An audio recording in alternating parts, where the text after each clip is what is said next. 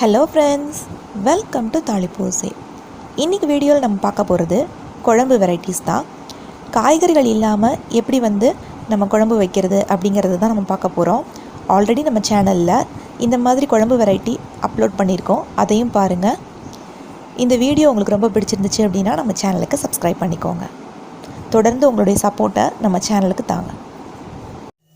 ஒரு நெல்லிக்காய் அளவு உள்ள புளியை ½ அன் ஹவராக ஊற வச்சுருக்கேன். 150 ml வாட்டர் இதில் சேர்த்து புளி தண்ணி கரைச்சி வச்சுருக்கேன். கடாயில் 1½ குழிக்கரண்டி அளவுக்கு எண்ணெய் சேர்த்துக்கிறேன். எண்ணெய் சூடேறினதும் 1/2 டீஸ்பூன் கடுகு சேர்த்துக்கிறேன்.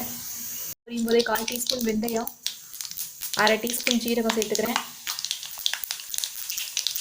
இது கூட கருவேப்பிலை சேர்த்துடலாம். இதுக்கப்புறம் ஒரு 10 சின்ன வெங்காயத்தை பொடி பொடியாக கட் பண்ணி வச்சுருக்கேன். ஒரு 10 பல்லு பூண்டு எடுத்துருக்கேன், இதை சேர்த்துக்கிறேன்.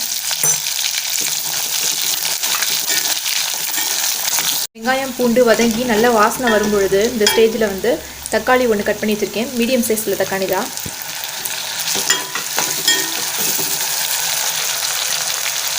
கொஞ்சமாக உப்பு சேர்த்துக்கிறேன்.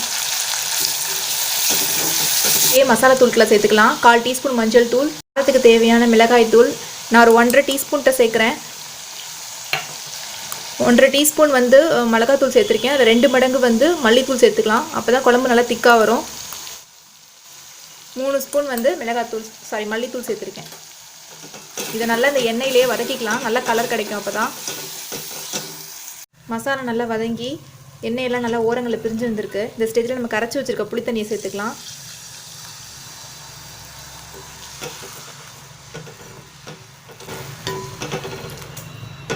புளித்தண்ணி நல்லா கொதித்து எண்ணெய் பிரிஞ்சு வர வரைக்கும் விட்டுருவோம். ஆல்ரெடி கொஞ்சம் உப்பு சேர்த்துருக்கோம். இப்போ குழம்புக்கு தேவையான உப்பு கொஞ்சம் சேர்த்துடலாம். கொதிக்கட்டும். சூப்பரான குழம்பு ரெடி ஆயிடுச்சு. நல்ல திக்காக இருக்குது பாருங்கள். தேங்காய் எதுவும் நம்ம ஊற்றலை. ஸோ வெங்காயம் பூண்டு போட்ட புளிக்குழம்பு ரெடி ஆயிடுச்சு சட்டுன்னு. சின்ன வெங்காயம் ஒரு கை அளவு எடுத்து, அதாவது 20 சின்ன வெங்காயம் இருக்கும் இதில். இதை உரித்து வச்சுருக்கேன். சின்ன சின்னதாக கட் பண்ணிக்கலாம். ஒரு 10லேருந்து 12 பல் பூண்டு எடுத்திருக்கேன். பெரிய சைஸ் பூண்டாக இருந்தது அப்படின்னா ஒரு 6லேருந்து 7 போதும். தக்காளி நல்ல நாட்டு தக்காளியாக ஒரு 4 தக்காளி எடுத்திருக்கேன். தேங்காய் ஒரு 4 சில் எடுத்திருக்கேன். தேங்காவோட சோம்பு 1/2 டீஸ்பூன், சீரகம் 1/2 டீஸ்பூன் சேர்த்து நம்ம அரைச்சிக்க போகிறோம் நல்லா பேஸ்ட்டாக. இப்போ குழம்பு எப்படி பண்ணுறதுன்னு பார்த்துடலாம்.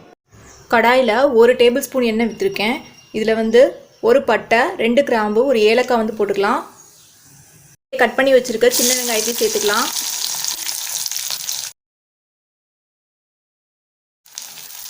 வெங்காயம் ஓரளவு வதங்கினதும் தக்காளி சேர்த்துக்கலாம்.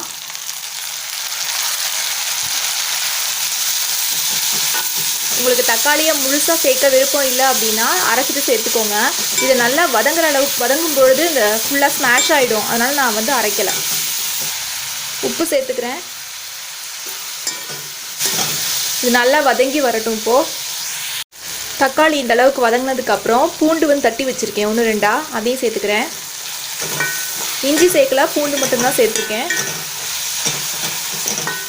1/4 டீஸ்பூன் போல் மஞ்சள் தூள், 1/2 டீஸ்பூன் கொத்தமல்லி தூள், காரத்துக்கு தேவையான அளவு மிளகாய் தூள் சேர்த்துக்கோங்க.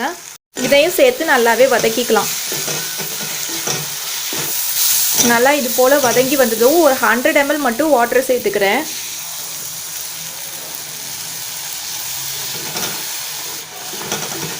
லைட்டாக கொதிச்சு வரட்டும். கொதிச்சிருச்சு. இப்போ நம்ம தேங்காய், சோம்பு, சீரகம் சேர்த்து அந்த பேஸ்ட் சேர்த்துக்கலாம். அரைச்ச பேஸ்ட்டை மிக்ஸி வாஷ் பண்ண வாட்டர்னு சொல்லிவிட்டு எக்ஸ்ட்ராவாக ஒரு 150 ml கிட்ட சேர்க்குறேன். தண்ணி உங்களோட விருப்பம் தான், எவ்வளோ ஆட் பண்ணணும், குழம்போட கன்சிஸ்டன்சி எப்படி வேணுங்கிறதுக்கு ஏற்ற மாதிரி ஆட் பண்ணிக்கோங்க. இது சாதத்துக்கு, இட்லி, தோசைக்கு எல்லாத்துக்குமே சூப்பராக இருக்கும். காய்கறி இல்லாதப்போ இதை நம்ம ட்ரை பண்ணலாம்.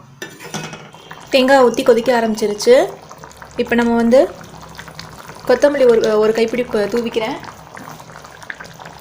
ஒரு கொத்து கருவேப்பிலையை கிள்ளி சேர்த்துருக்கேன்.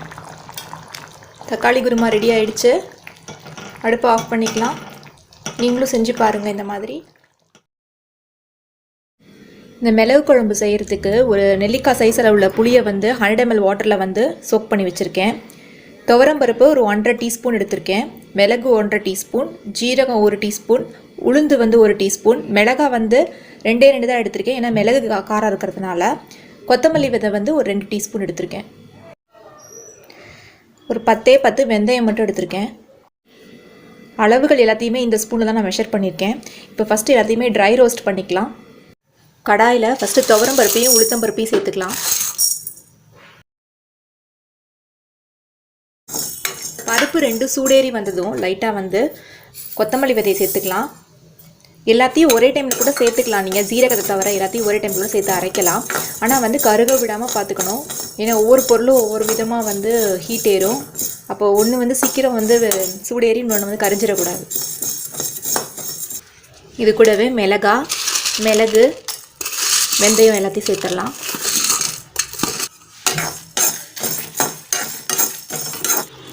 ஃபைனலாக ஜீரகத்தையும் சேர்த்துடுறேன்.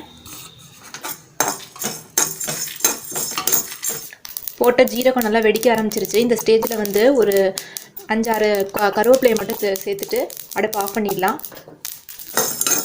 இது ஒரு வேறு பிளேட்டுக்கு மாற்றிடலாம். ஆற வச்ச பொருட்களை வந்து மிக்ஸி ஜாரில் சேர்த்து ஒரு 90% வந்து நல்லா பேஸ்ட்டாக அரைச்சிக்கோங்க. ரொம்ப மையாக அரைக்கணும்னு அவசியம் இல்லை. 90% அரைச்சிட்டு காட்டுறேன். கடாயில் நல்லெண்ணெய் சேர்த்துக்கலாம். நல்லா ஒரு 2 டேபிள் ஸ்பூன் கிட்ட நல்லெண்ணெய் சேர்க்குறேன். எண்ணெய் சூடானதோ ஒரு 1/2 டீஸ்பூன் வந்து கடுகு பொரியும் போதே ஒரு 1/4 டீஸ்பூன் பெருங்காயம், கருவேப்பிலை கொஞ்சம், சின்ன வெங்காயம் ஒரு 6 ஏடை வந்து கட் பண்ணி வச்சுருக்கேன், அதை சேர்த்துக்கிறேன். அதோட ஒரு 4 பூண்டு,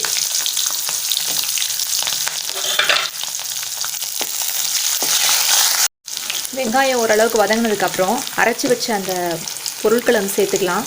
மிளகு, ஜீரகம், துவரம் பருப்பு இதெல்லாம் அரைச்சது இருக்கும்ல சேர்த்துக்கலாம்.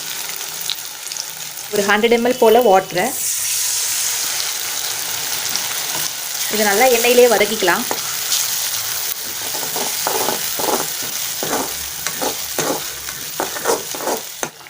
லைட்டாக இப்படி எண்ணெய் பிரிஞ்சு வரும் பொழுதே உப்பு சேர்த்துடலாம். ஒரு 1/2 டீஸ்பூன் போல் மஞ்சள் தூள்,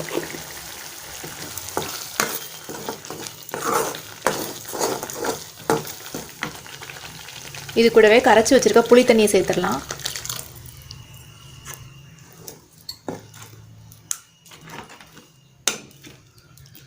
புளித்தண்ணி சேர்த்ததுக்கப்புறம் உப்பு புளிப்பு எல்லாமே கரெக்டாக இருக்கா, காரம் கரெக்டாக இருக்கான்னு செக் பண்ணிக்கோங்க. உப்பு பத்தலைன்னா சேர்த்துக்கோங்க.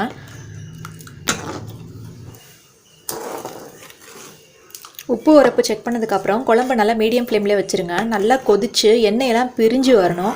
அப்போ தான் வந்து குழம்பு ரெடி ஆகும். ஸோ அதனால் மீடியம் டு லோ ஃப்ளேம்லேயே வச்சுருங்க. நல்லா ஒரு 10 மினிட்ஸ்குள்ளேயே ஓரங்களில் நல்லா எண்ணெய் பிரிஞ்சு வர ஆரம்பிச்சிருச்சு. ஒரு 4 கருவேப்பிலையை மட்டும் மேலே தூவிட்டு அடுப்பை ஆஃப் பண்ணிடலாம். குழம்பு ரெடி ஆயிடுச்சு, மிளகு குழம்பு. இந்த மோர் குழம்பு செய்கிறதுக்கு ஒரு 5லேருந்து 6 சில்லு வந்து தேங்காய் எடுத்துக்கிறேன். 3 பச்சை மிளகாய் எடுத்துருக்கேன் காரத்துக்கு. ஒரு துண்டு இஞ்சி, ஜீரகம் வந்து 1/2 டீஸ்பூன். இந்த ஸ்பூனால் வந்து 2 ஸ்பூன் வந்து மல்லி விதை எடுத்திருக்கேன், அதையும் சேர்த்துக்கிறேன். ஆல்ரெடி நம்ம சேனலில் வந்து மோர் குழம்பு போஸ்ட் பண்ணியிருக்கேன், அதையும் பாருங்கள். இதுக்கும் ஒரே ஒரு சின்ன இன்க்ரீடியன்ட் வேரியண்ட் இருக்குது. இது நல்லா வந்து பேஸ்ட் போல் அரைச்சிட்டு வந்துடலாம் தண்ணி சேர்த்து. கடாயில் ஒரு டேபிள் ஸ்பூன் வந்து தேங்காய் எண்ணெய் ஊற்றிக்கலாம். இதுக்கு தேங்காய் எண்ணெய் தான் வந்து பெஸ்ட்டு. 1/4 டீஸ்பூன் போல் கடுகு பொரியும் போதே ஒரு 1/4 டீஸ்பூனுக்கு குறைவாக ஜீரகம் சேர்த்துக்கிறேன். ஒரு வரமிளகா, இதில் நம்ம அரைச்சி வச்ச தேங்காய் பேஸ்ட்டு, 1/4 டீஸ்பூன் மஞ்சள் தூள், தேவையான அளவு உப்பு,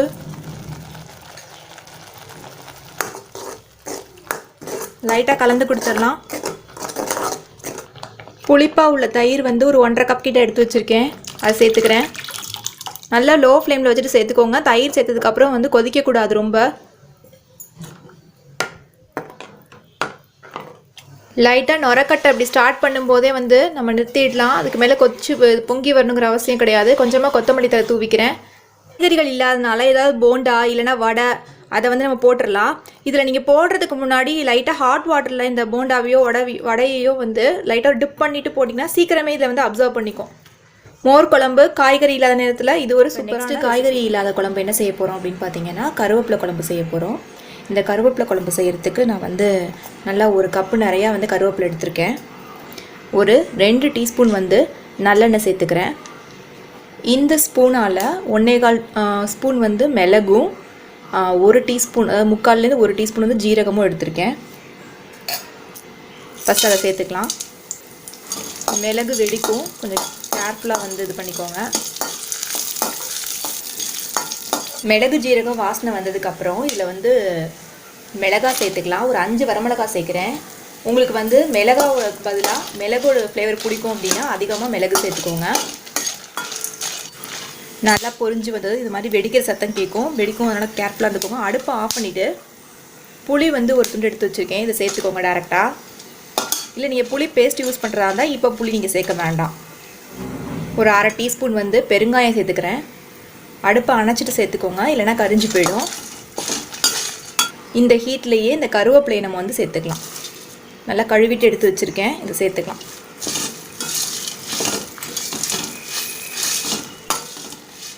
புளியை ஊற வச்சு நீங்கள் புளி பேஸ்ட்டு கூட எடுத்துக்கலாம். இப்போது புளி ஊற வைக்க மறந்துட்டீங்க, டக்குன்னு குழம்பு செய்யணும், எங்கேயாவது வெளியே போயிட்டு வரீங்க அப்படின்னா அப்போ இந்த மாதிரி டேரெக்டாகவே நீங்கள் ஆட் பண்ணிக்கலாம்.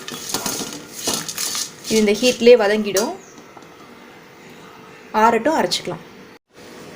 ஆறுனதுக்கப்புறம் வறுத்து வச்ச பொருட்களை வந்து மிக்சியில் சேர்த்துருக்கேன். இதை நல்லா வந்து பேஸ்ட் போல் அரைச்சிட்டு வந்துடலாம். கருவேப்பிலையை நல்லா விழுது போல் அரைச்சிட்டு வந்தாச்சு. இப்போ வறுத்த அதே கடாயில் ஒரு 1.5 டேபிள் ஸ்பூன் வந்து நல்லெண்ணெய் சேர்த்துக்கிறேன்.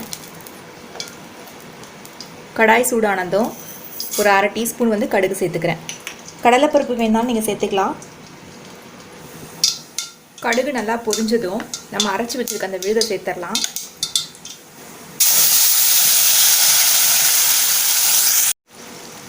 மிக்ஸி வாஷ் பண்ண வாட்டர் வந்து ஒரு 150 ml சேர்த்துக்கிறேன். தண்ணி சேர்க்குறதுக்கு அளவு எதுவும் கிடையாது, நம்மளுக்கு எவ்வளோ அந்த குழம்போட திக்னஸ் வேணுமோ அதுக்கேற்ற மாதிரி நம்ம சேர்த்துக்க வேண்டியதான். உப்பு சேர்த்துக்கிறேன். ஒரு 1/4 டீஸ்பூன் போல் மஞ்சள் தூள். இப்போ இது நல்லா கொதிக்கட்டும். ஏன்னா இந்த கருவேப்பிலையோட ராஸ்மெல்லும் புளியோட ராஸ்மெல்லும் நம்மளுக்கு போகணும். ஸோ அதனால் இது நல்லா கொதிச்சு வரட்டும். உங்களுக்கு தண்ணி இன்னும் அதிகமாக தேவைப்பட்டுச்சுன்னா கூட நீங்கள் ஆட் பண்ணிக்கலாம். இப்போ பார்த்தீங்கன்னா தெரியும், நல்லா வந்து குழம்பு சுண்டி இருக்குது. இதுவே நல்லா ஊற்றி சாப்பிட்ற பதத்தில் தான் இருக்குது. உங்களுக்கு இன்னும் கெட்டியாகணும் அப்படின்னா கூட நீங்கள் விட்டுக்கலாம். இது வந்து நீங்கள் ஃப்ரிட்ஜில் கூட ஸ்டோர் பண்ண வேணாம், வெளியிலே வச்சிடலாம். ஒரு 4 நாள் ஆனால் கூட கெட்டு போகாது. 4 நாள்லேருந்து 1 வாரம் கூட நீங்கள் வெளில வச்சுக்கலாம். அப்பப்போ சூடு பண்ணி வேணுங்கும்போது சாப்பாட்டை தொக்கு மாதிரி கூட ஆட் பண்ணிக்கலாம். சுவையான கருவேப்பிலை குழம்பு ரெடி ஆயிடுச்சு.